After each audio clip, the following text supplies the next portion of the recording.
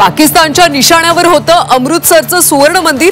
भारतीय लष्करानं आकाश क्षेपणास्त्र प्रणालीद्वारे कट उधळला। पाकिस्तानी क्षेपणास्त्र पाडल्याची सुद्धा माहिती। ओडिशातली यूट्यूबर प्रियांका सेनापतीला अटक। ज्योती मल्होत्राच्या संबंधांमुळे प्रियांकाची सुद्धा ओडिशा पोलिसांकडून चौकशी। प्रियांकानं पाकिस्तानमधले व्हिडिओ डिलीट केल्याचं समोर। यूट्यूबर गुप्तहेर ज्योती मल्होत्रासाठी पाकिस्तानी टूल किट। यूट्यूबर ज्योतीच्या समर्थनार्थ पाकिस्तानी यूट्यूबर हिरा बैतूलची पोस्ट। ज्योतीला टार्गेट केलं जात असल्याचा उल्लेख।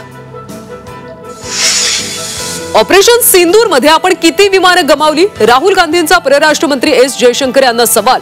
देशाला सत्य कळलंच पाहिजे, राहुल गांधींचं वक्तव्य।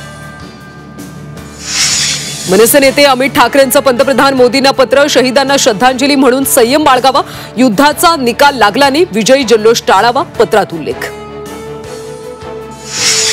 वाल्मिक करारच्या अर्जावरचा निर्णय राखून ठेवला तर आरोपी विष्णू चाटेचा निर्दोष मुक्तीच्या दाव्याचा अर्ज मागे। सरपंच संतोष देशमुख हत्या प्रकरणी पुढची सुनावणी 3 जूनला।